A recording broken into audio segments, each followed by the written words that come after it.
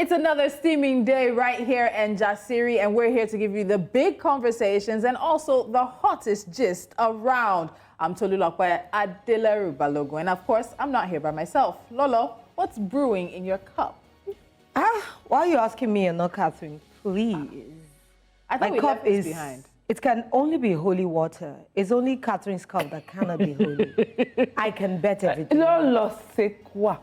C'est trop tôt pour se battre ce matin. Laisse-moi tranquille. Non, je te jure. Coucou. Back to you. At this point, it's back to I'm Catherine. saying that it's too early to fight this morning. I don't understand. Yesterday, you were beefing about something entirely different. Today, why is the blood still hurting? I don't understand it. It's age. You are casting aspersions on my person. Oh, wow, aspersions. Yes. Wow. See, I'm doing like I'm watching a tennis match. Because I'm very happy that I'm sitting in the middle. I'm going to be neutral like Switzerland, and the two of you just need to learn to act mature, behave mature. Yeah? So please, dear viewers, let me apologize on their behalf. They seem to forget that we are on live television, which means we need to show the best of ourselves. But welcome to Jasiri, ladies and gentlemen. Thank you so much for joining us on today's show. Don't forget that you can be part of all of our conversations at News Central TV using the hashtag Jasiri. We also have some exciting news around how you can communicate and get in touch with us, especially for live TV. And we'll be sharing that in the next couple of days because we have a special number, ladies. So we're going to be taking WhatsApp messages, and we might also be in the point of taking some phone calls. So get ready for some updates and some changes along the way with Jasiri. Yep. But as much as we're having fun, and I think we finally cleared the air this morning. It's all love. Is it clear? Catherine, I love you. Catherine, are we clear? I love you too. I love you too. Je t'aime. Oh, Catherine. Oh, merci bébé. Je t'aime aussi. Oh, pause. It's all right. Mon amour. I'm the only one that's not speaking French today. If you don't know, French is one of the love languages. Yeah. All is good. No, all is good? Yeah, all is good. All right, fantastic. What's going on this morning? All right, so I don't think that I can be shocked any... Yes. Tolu, go ahead, because Tolu is about to make a shocking revelation, honestly. You. So I don't think I can be shocked any more than I've been shocked by the things I've been shockingly seeing on Twitter, because it's just a shocking life. But this one is, it shock you. Yes. Did I get it? You know my pigeon is not. Yeah, your pigeon is shock you. It worked. All right. So we have to, of course, look at this that has created all forms of conversation on social media. And that is, of course, what the First Lady of Nigeria tweeted. She tweeted, "I rejoice with the Al-Qadriya family, friends, and Nigerians in general for the safe return of the Al-Qadriya sisters. Prayer works, and I want to thank all Nigerians, especially mothers, for praying for the safe return of the Al-Qadriya sisters. Let us, however, not relent in our prayers. Let us intensify our prayers, as it is prayers that would bring us out of this conundrum we find ourselves as a nation. I commend our security agencies for their efforts and urge them not to relent in combating insecurity in our nation. God bless the Federal Republic of Nigeria." Everything I hear in there is prayers, prayers, prayers. That's all I hear. That's the common word in that. You know, for me, it would have been better if she didn't say anything at all. Woo. Yep. For me, that. Because it's like you're rubbing salt inside injury. This is not what Nigerians need to hear. They say, why do you hide under the umbrella of prayer? Nigerians it's the frustrations that lead Nigerians to sleep in churches, roll on the mountains, roll on the floors, cry out from the bottom of their tummies because of the frustrations that they feel.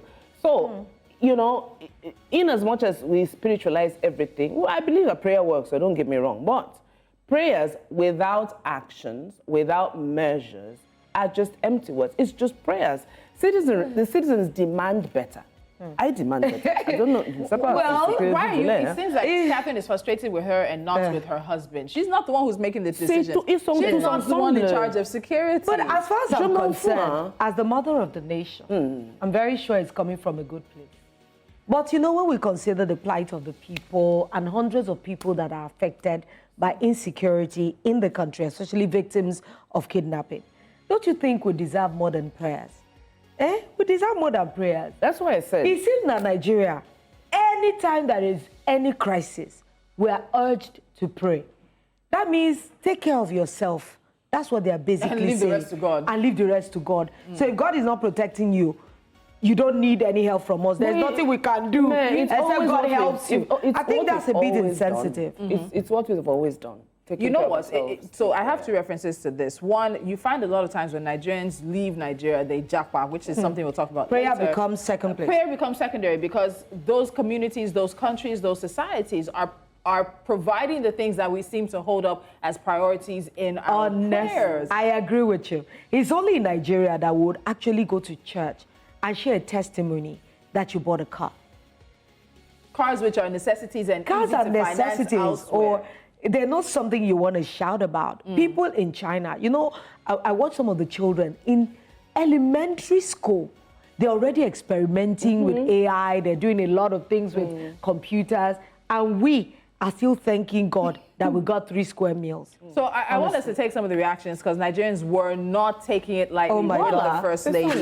And as you can imagine, Nigerians were very quick to respond. And one user even tweeted, "You get Army, Air Force, Police, DSS, and other security, but make we day pray." So let's look at what these reactions, that's the reaction at the top there. Yeah. Somebody else said, "Now prayers, they protect her and her husband." And someone says, pray for light, pray for security, pray for good roads, pray for food. Prayer is the key, and that's why we're standing on the mandate. That's the it same now. prayers that she and her husband, a flawless, you know, she's right. Prayers from She's raining prayers from Odumeje can bring us out of this conundrum. It's and the reactions keep pouring in. And so at the end of the day, while calling for prayers in and of itself is not necessarily an issue, it's the context. It's the historical situation around it. You joke too much for a first lady. You joke too much Peace, for a first lady.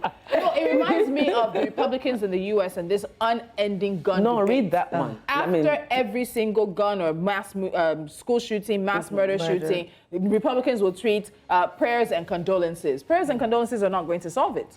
Yes, we can pray for the strength of our governments. The Bible does commend us and command us to put our administrations, put our leaders and rulers in prayer, but don't come and tell us as Nigerians to pray. That's why your husband campaigned to become president. Why didn't they pray to win? No, why didn't they pray? No, Tolu, they could have prayed to win an election. Are you sure they didn't pray? Why did they campaign? But you know, someone said they didn't need to do manifesto. They didn't need to go around the country.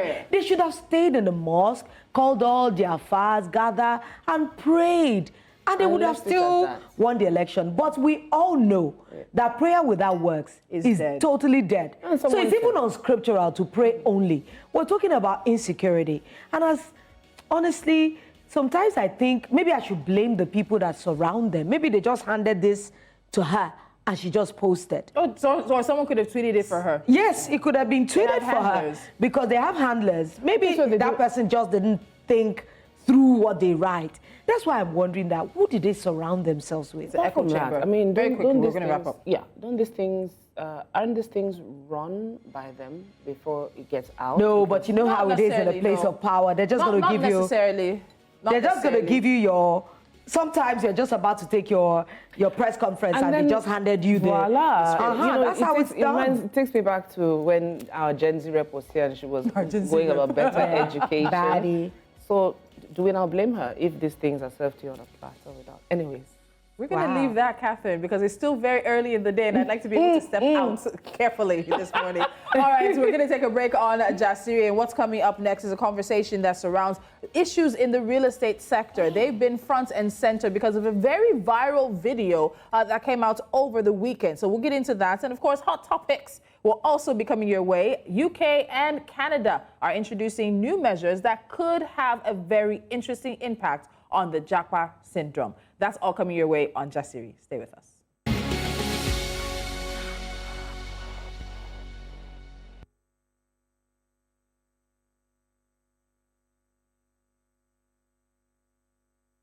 Welcome back to Jasiri if you're just joining us. Now remember, you can get in on the live action across our social media channels at News Central TV to share your thoughts and feedback and make sure that you're putting the hashtag Jasiri. Before the break, Tolu said we'll be looking at the real estate and addressing some of the issues plaguing the sector in Nigeria. First, let me refresh your memory with this particular video. It got everybody talking. I know. The video. We're waiting for that video. Aha, it's right here.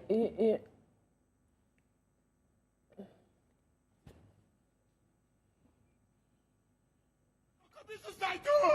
I go keep myself home. They don't say I go keep myself home. I'm the land when I buy from Revolution Plus. If my family there, give me my property. If they give me my property, say we are the sleep. Say we are the sleep. If my family there, you forsake me. You forsake my life. If I give me my property, if my family there, give my property. I buy property from you since 2017. 20 plots of land, 20 plots of land, 20 plots of land, 20 plots of land. It worth more than 40 million. More than 40 million since 2017. Up till now, you're not giving my property. I go commit suicide in my baby delay. If I die, let us. All right, so this video broke my heart because what I see is a man at his wits' end, totally. And, you know, no one should be reduced to that at all. Although some might say, you know, there's a bit of exaggeration. So that's why I wanted to add some context, because we found out that there's just a little bit more to this video than the person who was in it and of course put out as well. So after the video went viral, the Lagos State Real Estate Regulatory Authority looked into the allegations during their fact-finding exercise and discovered that the complainant, Mr. Oladipo, did not in fact pay 40 million naira to Revolution Plus, but had made a deposit of some 18 million naira, which only covered 2 out of the 20 plots that was subscribed. Now, Revolution Plus had issued documents for the 2 plots, but because he had flouted the payment schedule then offered, he has only paid for the 2 plots fully, and so they offered him something else for what he had paid. And apparently he wasn't also keeping up with the payment. He was presented an option of relocation to a new site, which would be worth his initial payment at another estate in Ekpe, which he rejected, and then he made this public outcry asking that the company give him his land worth the money, worth what he initially was subscribed to. So let's get into the conversation with our guests here in the studio, because it's really a big matter, not just with this individual, but with many around the real estate sector in Nigeria. So joining us is real estate lawyer and principal partner at Strichland Law Practice, Peju Jaiyeoba. Peju, welcome to Jasiri. Thank you so much for joining us. Thank you for having me. So before we get into some of the issues around the allegations of fraud and whatnot in the real estate sector, something about the statement and what the agency in Lagos found struck me. So people are saying that they want to buy this amount of plots for so many years, you do an initial down payment, and then maybe over the next 20, 25 years, you're supposed to pay the balance. But what we see in Nigeria is that real estate is continually going up. Cost of building materials is continuously going up. So are we really not, in a sense, fooling ourselves if we think that what people are paying now is really the value of what they're going to get later on? Because that's one of the comments that really stood out when people were responding to this. I mean, absolutely right. But you would also see from how this issue was resolved, you would see that the real estate company tried to offer some kind of protection for themselves. You would see, based on the resolution, that one, there was a clause in that agreement that said that if you default in paying, you would get your money less 40%, whatever it is that you paid, and then they'll be entitled to relocate you to another plot, which is what they did. They relocated him from Lekki to Ekpe. You know, so you see that they kind of edged themselves, and they are able to have some sort of protection for themselves, knowing also that, you know, people may default, it may affect cost of prices of raw materials, cost of everything they have projected for. I mean, nothing is stable in Nigeria. So we all see these things, we all understand it, and the only way for this to make sense is for the company to try to protect themselves. Now, as the company is trying to protect itself, what are you doing as a buyer? How are you protecting yourself? Do you have your own lawyer review these documents? You know, because, again, the company can edge themselves by saying you would get your money back less 40%. Is there a clause in that agreement that allows for instance, a grace period of like 30 days, you know, we make a fresh demand for money. If you don't pay within these 30 days, we activate this clause. You know, are all those things in place in the agreement? So again, people try to be penny wise, pound foolish. They think that they can get away with a lot of things without having a lawyer, you know, involved. Sorry, you just said something, and it's triggering questions in my mind. You keep saying, okay, do they have lawyers go over the documents? But aren't these documents standard? Like they're standard because it's real estate, and these things that you have raised should be part of it. And I know that we have the tendency to overlook certain little things and say, oh, you don't need a lawyer to just sign on, you know, and then we do that a lot. So is it now, our fault as citizens, as people who want to buyers. buy. Yes, Yes, as buyers. that you don't do your due diligence. Exactly. Or it is something that it's made up along the way as you go on with each real estate company varying in terms of contract documents from the other. Shouldn't it be just an across-the-board kind of contract or agreement or document stating these things you've just mentioned so we can reduce all this? There are always two sides. Every single time. There are two sides. And then in court, they would even tell you there are three sides. There's the truth. There's your side, my side, and then there's the side of the truth. Yeah. You know, but in transactions, there are two sides.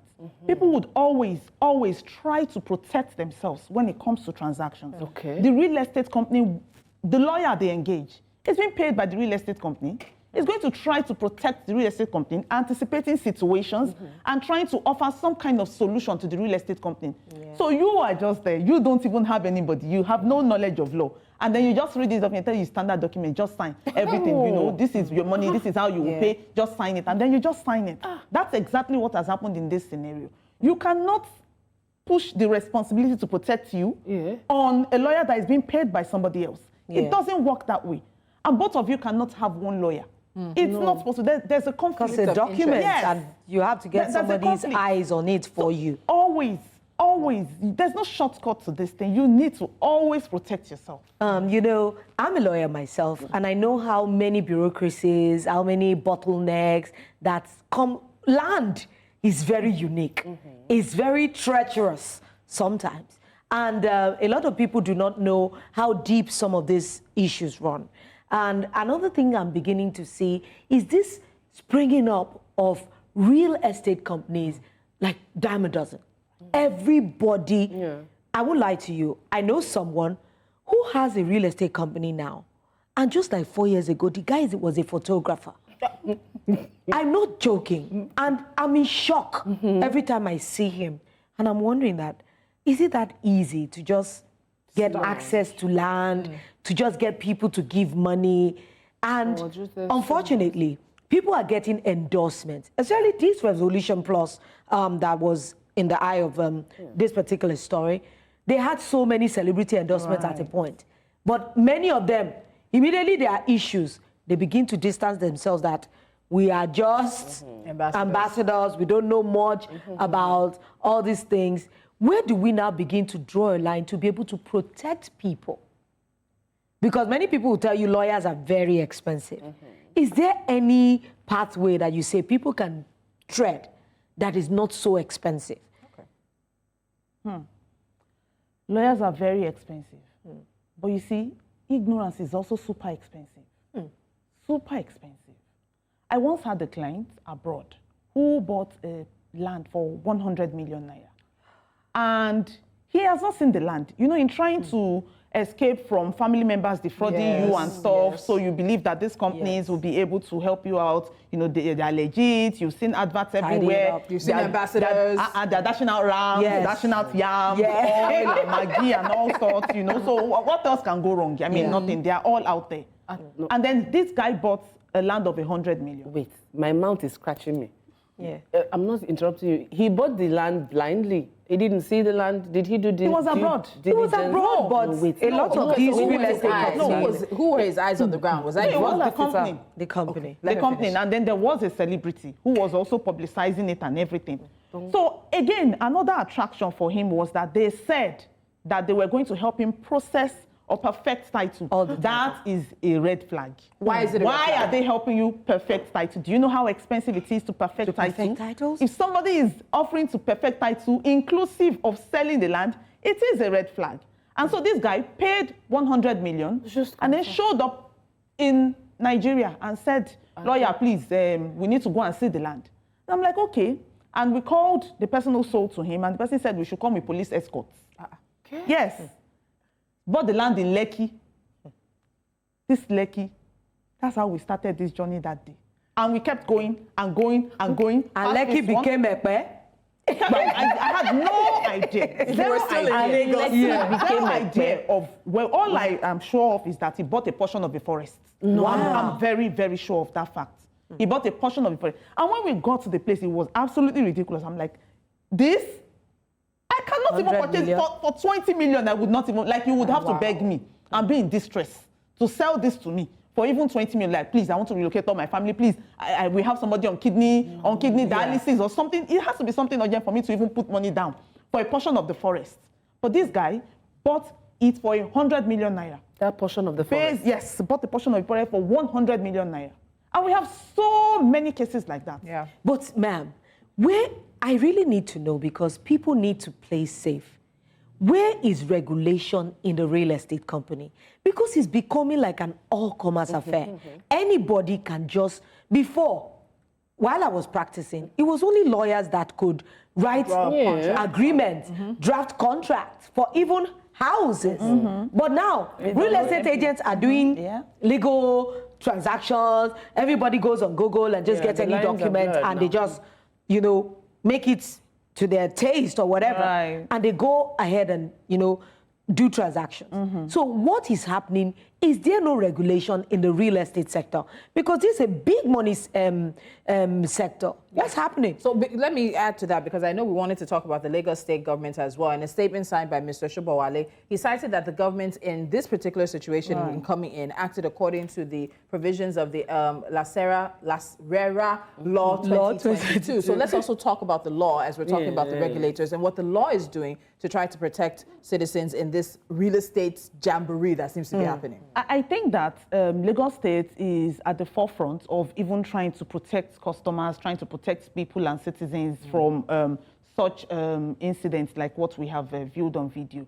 With the setting up of that agency to regulate sales in real estate sector, I mean, that is a plus for Lagos State government. I'm also aware that at a point, Lagos State government tried to set up this lease pendis platform where you can actually put in a land or some coordinates to determine whether this land is a subject of litigation or not. Because there are different issues to due diligence. Primarily in what you have said, it is chiefly about education. I mean, not just reading the Constitution, because when you say you need to rule your right, people will go and carry Constitution. No, that's not it. I like how it's not just it's not just about Constitution, but it is about understanding your rights in every aspect and across every segment. You cannot, under any circumstances, do the work of a lawyer. You will try, but you cannot do it. You can't. There would always be that loophole, there would always be that thing falling down and coming back to haunt you. And so when you look at the agreement, what do you know about the agreement? Exactly. What due diligence? You see, people tell you, lawyer, no, don't worry about due diligence. I have met all of them. People rent people to sit down in meetings. And say they are the family members. They are the family head. They are the principal members. You put the money down. You buy the property and then you want to get possession. Somebody fires you a letter and tells you if you come near that land, you and your generation, if you come near that land, and that would be the beginning of a fresh civil litigation that can span all the way to 20 years, right up to the Supreme Court of Nigeria. And so you start money to build, you start spending it on litigation.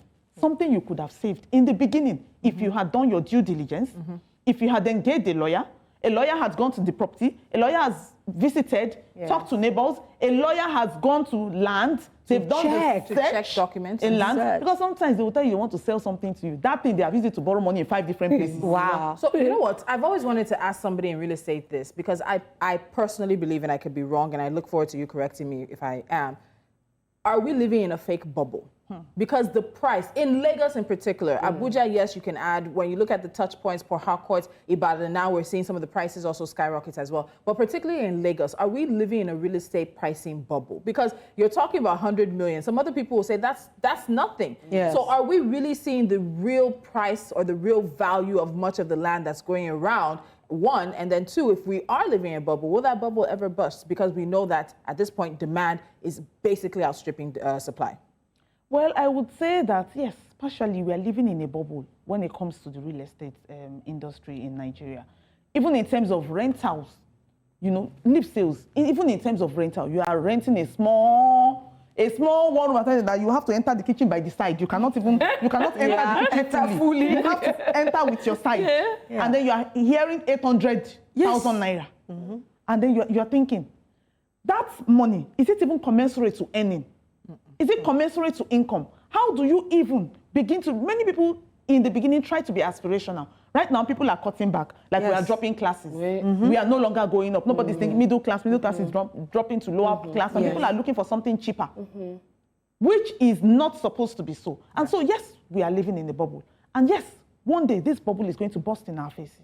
That is certain. What will happen if the bubble bursts? Well, if the bubble should burst, one thing that would happen is this: it would cause a recalibration. Everyone would go back and recalibrate.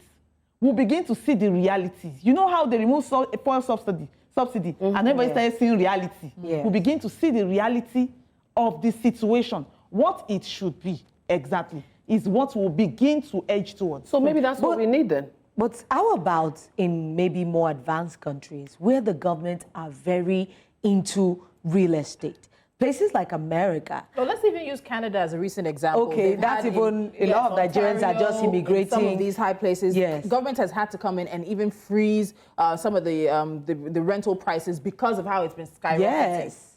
So if you have these same issues in developed places like Canada, like the US, who are we not to have these issues? Well, you know that also there would always be money. Money that needs to be cleaned up and mopped up. So, sorry, the cleaning up you mean is in reference to money laundering. Absolutely. Land is being used in some instances. There are so many. Yeah, let's use the terminology we all understand. Absolutely. I wanted to be sure. Absolutely. So, money needs to be cleaned up. In some cases, using money laundering style and everything. And so you pour it into real estate. Yeah. And so that money, the cost will continue to rise because we need to. This money needs to be cleaned up in some way. Yes, it needs to come out legitimately at the end of the day. Like you can get it from illegitimate means, but then you pour it into real estate and then it births a legitimate money, and then you can say, oh, he's rich. That person is so rich, No, he's into real estate. He sold that property, sold this one. No, that's how he makes his money. Wow. So we also have that issue. And so who is supposed to be doing the freezing of the funds? Who is supposed to be doing the freezing of the rental value, the sales value? Who? The person who wants to claim the money? No.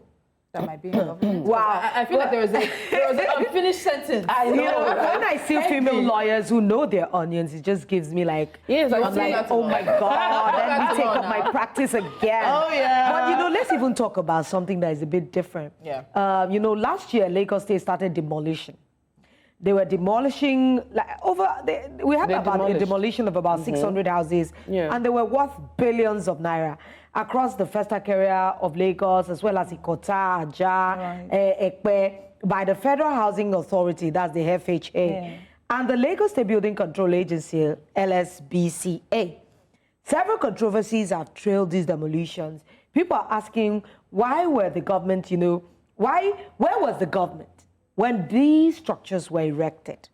First, who approved the building kickoff? What questions did these situations, raise, different kinds of things? Aside those initials, that, who gave the building permit, who signed off on the building? Because in Lagos, we've heard of the building that collapsed in Ikoyi. Right. We heard that it was a certain number of stories that was approved on paper, but when it came to building, they added to it. So who should we be looking at that does this wrong? And how are we going to correct it? Because houses are still going up every day. And another thing that people bring up is, do they give people notice? How long notice? How long should the notice that they give to demolish a house by law? How much? How long is it supposed to be? So that these people can gain a little bit of knowledge. And Catherine was asking about, does government owe compensation if you're on in some land instances that you're not supposed to be on? No, I doubt if they can compensate you. Because look at I believe it's the housing, the person involved in the demolitions, when you look at the drone videos, these are clearly structures on canals, on waterways, and then we're talking about, so it's very difficult. We're talking about compensation for illegality. Yeah. No, we cannot be seen to encourage illegality in any way, any shape, form, or manner. So that house comes down, those possessions are gone. That is gone. In the first place, why are you building on a canal? Why did you ask that question? I was shown that this is an estate. I was shown that the government has approved it. But they can't just show you. When you search a land, you will know whether this is a government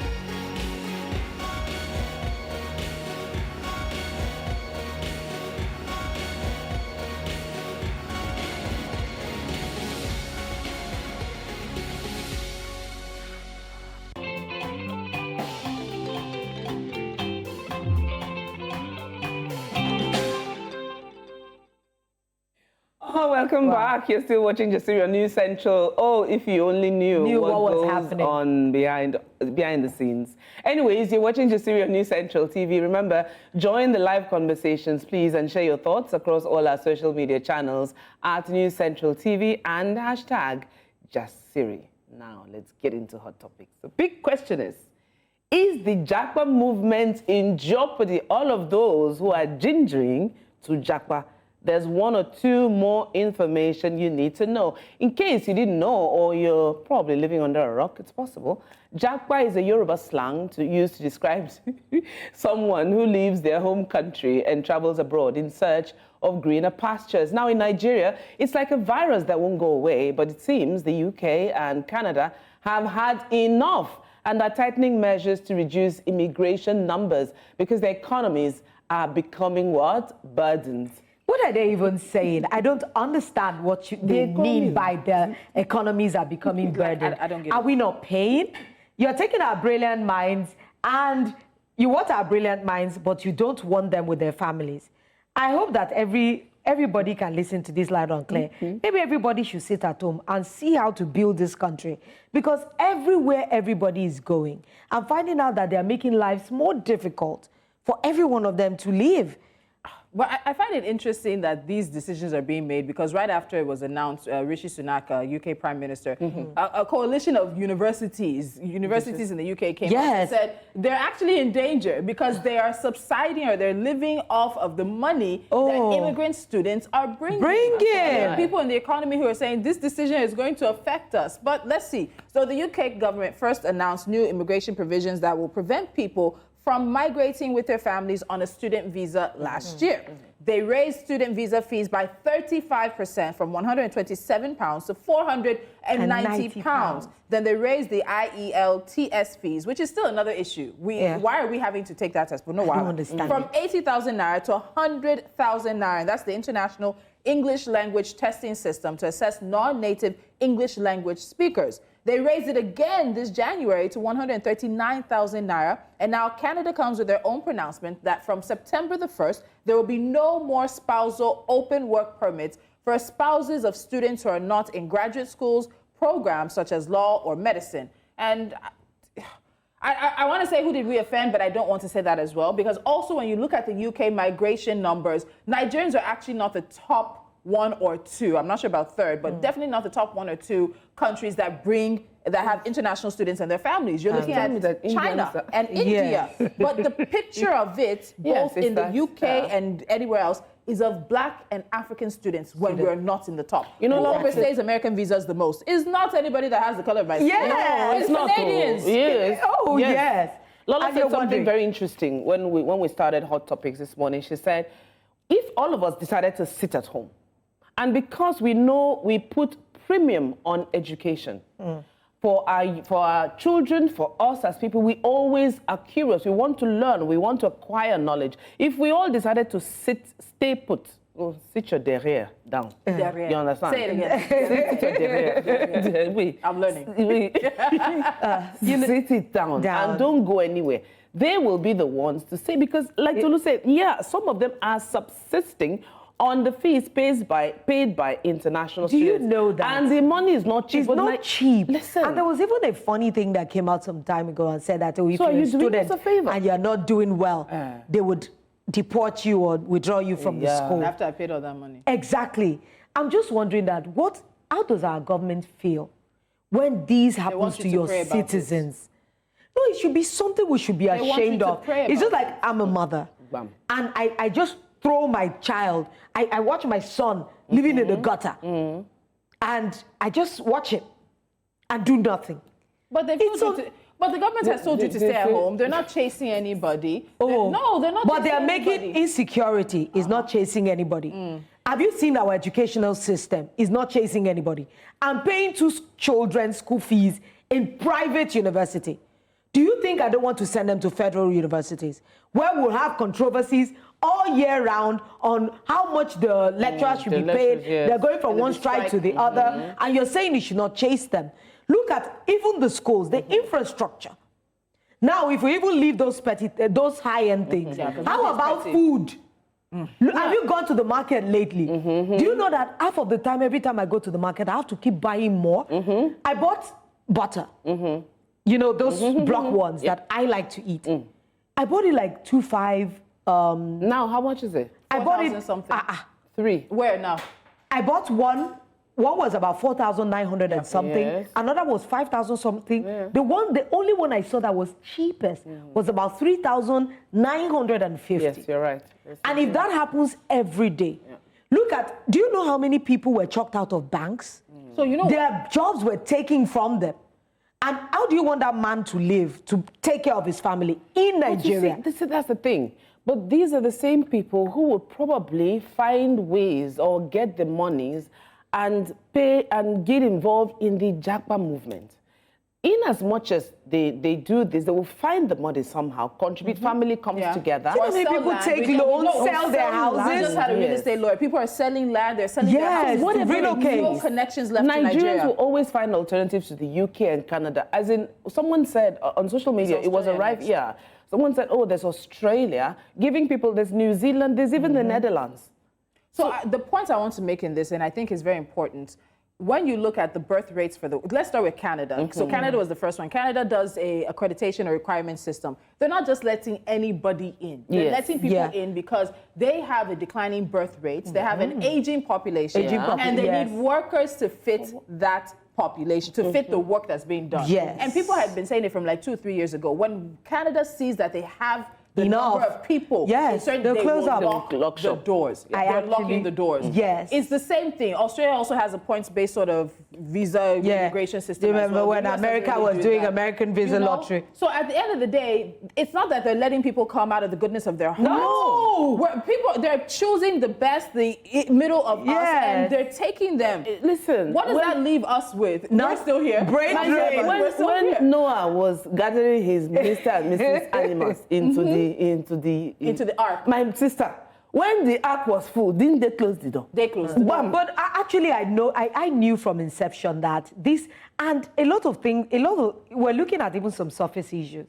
Do you know that acculturization is going on too? Racism is there. Have you seen the weather right now? There are Nigerians, my God, especially Nigerians in Canada, are suffering. They're suffering, but they've made the decision. They've accepted the decision. Many of them is. But there's racism you have to deal with. There's acculturization you have to deal with. And they're not even well paid. Do you know that Nigerians are not even earning as high as they should? And because they know everybody is here for the same thing. Everything they earn goes to bills. Yes. Il y a toujours des factures. There are always bills. You always have to pay for something. You're paying for internet. You're paying for light. You're paying for water. You're paying for everything. So they don't mind even as much as they can save. They prefer. They can't. Now they don't even want your spouse to work. Because when you're in university, it's very stringent, it's very hard. I have a friend that is currently doing it. Our spouse just joined. So, but even when they work, they still put it back in the system. They give them limited amount of time. So honestly, and you'll be shocked. A lot of those who are in schools now, when your student's visa expires, you'll be getting back to your own country. So that's another thing. And I think we'll look to see if we can find someone. There are people who are coming back because it's just not working for them. It's just not working. But also it's important to note that when you enter your house and you turn on the light, you meet light. You open your tap, you meet water. Of course, amenities are there. So when you weigh it and you look at the future of yourself and your family, some people are willing to take the risk. Oh, definitely. Some people are willing it's an argument that will be ongoing because I've been there, done that. It's an argument that it's back. Been there. She has been there, done that. So you win. I actually want to go abroad and stay for like a whole year myself. You're going to miss us. You will run back. Try. Okay, Lola, we have something we want to end up with now. Anyway, just before we wrap up, I caught a video making the rounds on social media of a popular actor and Nollywood legend, John Okafor, that we all popularly call Mr. Ibu, after months of hospitalization due to a life-threatening condition.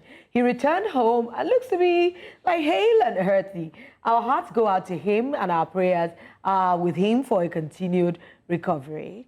I'm very happy because even when he was in the hospital, there was so much controversy. And so many stories. So many stories. His wife, an adopted daughter. Set the record straight and everything. But more important than that is that he's healthy, and he's back, and that's very, very important. Can we just do without all the controversy and all the stories? Everybody should just take their health seriously. True. Everybody I think there's so many things that are preventable if you are very cautious, because many Nigerians, I find out that if they tell you you have something serious, you don't take it serious. Yeah, okay, it is that. Yeah. And then now there's even money to consider in treating yourself. And Tolu said something, and this is not the time to fall sick. Yes. No, better take everything you Let can Nigeria not happen to you.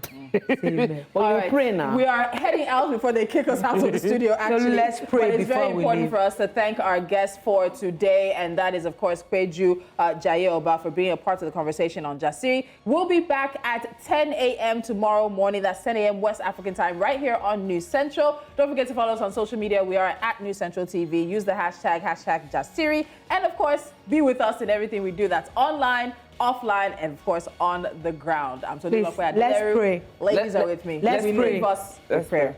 In the name of Jesus. Amen. In the name of our Heavenly Lord and Amen. Father. Father, Amen. Lord, No, we play pray. in the name of God.